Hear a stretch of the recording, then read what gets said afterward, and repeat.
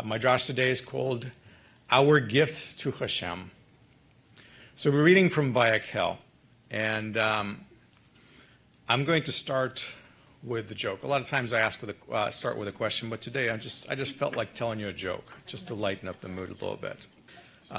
There was this Baptist couple, and nothing against Baptists. You can make them into Methodists and Pentecostals, whatever you want them to be. Okay, it doesn't really matter, but this is my version. So there was this Baptist couple, a husband and wife, and the husband was a real tightwad.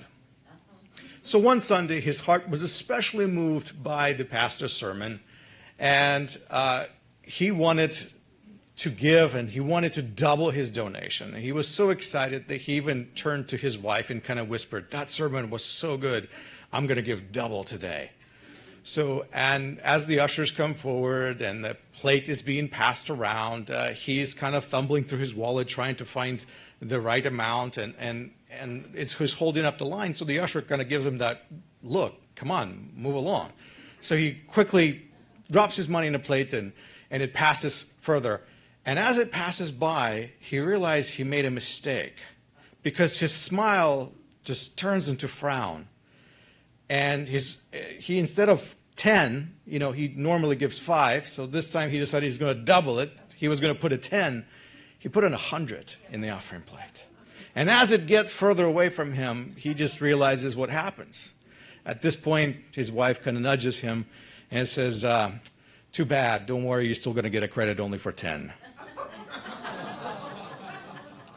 So really, the point of this joke is very simple, is that the intention of our hearts is what Hashem measures. Our generosity is really all about what we have in our heart. We get credit for what our heart is trying to do.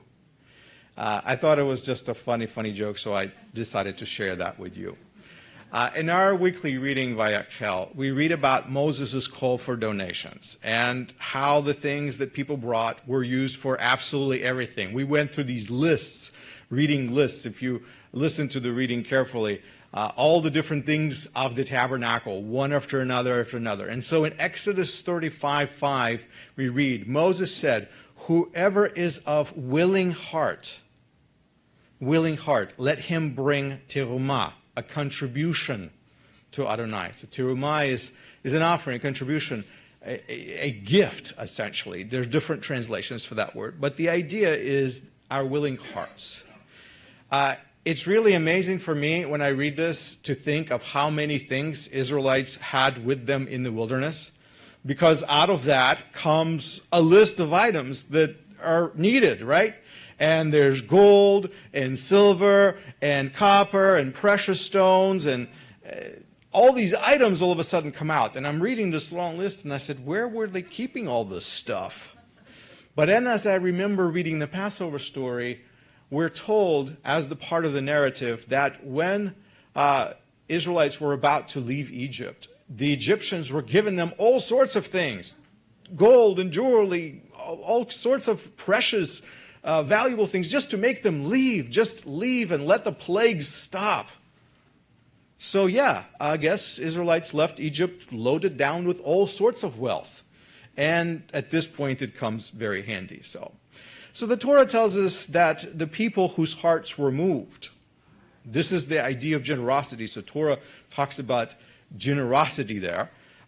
They brought these voluntary contributions. Nobody was told to do so. They just did it out of their willing hearts. And this was a special offering. They brought gold, silver, copper. We read purple and blue and scarlet fabrics. Those were actually quite expensive. Wood, there was special wood, acacia wood, oil, aromatic spices. There were precious stones and all sorts of animal skin, and even goat's hair. Everyone thinks of donations as money, but they brought goat's hair. So, by the way, I'm sure our treasurer will agree, please, no goat's hair in tzedakah. So we don't want to pull it out, basically. But you get the idea. This is what was necessary for the building of the tabernacle. And the diversity of these items listed brings me to a thought. It prompts me to consider that it really is not all about gold and silver and copper. I know we're used to think about donations as this monetary transaction. And Hashem moved on people's hearts, and they brought those things, whatever things they had. If they had goat's hair, that's what they brought, goat's hair, because that's what the Lord needed. That's what he asked for the building of the tabernacle. So our thinking about giving should not be limited to money alone. That's what I'm kind of walking away with as I look at these verses. There are a couple thoughts that I wanted you to consider this morning about the nature of our contributions to Hashem.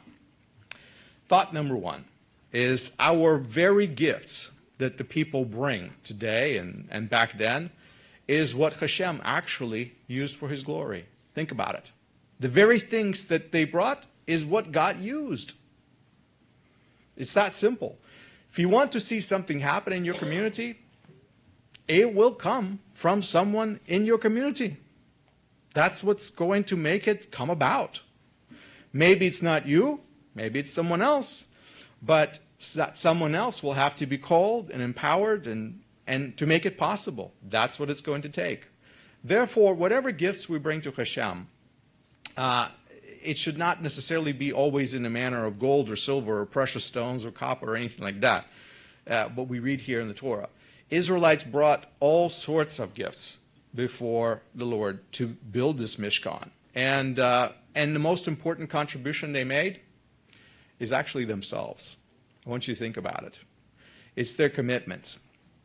And that has not changed at all. So in Exodus 35:10, we read, Yava'u ve'osu et kol asher tzava Adonai. Come and make everything Adonai has commanded. People who responded to Hashem with their hearts are the people who were expected to make it happen. God wasn't going to take all those offerings and turn them into the Mishkan.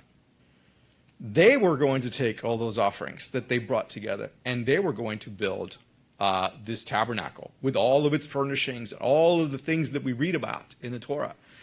And then, when they're done, building it out of the very things that they had, then God's glory will fill that place.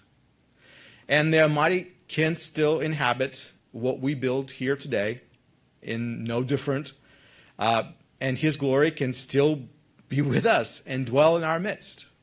But it really is about us bringing ourselves first and then making it happen. Thought number two. Hashem wants your heart and your devotion most of all. The gifts, the service that we render to Almighty, they're all supposed to flow from our heart. You've already probably caught onto this in this passage. Torah lists all these items and then speaks of this offering as coming from the heart. It calls those who gave, in Hebrew, nediv libo, generous of heart. Generous of heart. Where things come from matters. Our intentions do make a big difference because God does not want 10% from our wallets. He wants 100% of our hearts. Really, that's what he wants the most. Whatever that translates to in a tzedakah box is something between us and Hashem individually, or whatever that translates to in online, because today our biggest tzedakah box is probably the online. That's how it works. It's between us and Hashem. Yeshua taught us a very interesting but very deep teaching that where our treasure is, our hearts will be also. Think about it. It is very, very true. They are quite connected, our treasure and our hearts. If we invest our treasure into something, that something is what typically we devote ourselves to. And that is what Hashem actually wants the most. He actually wants our devotion. So these things are connected.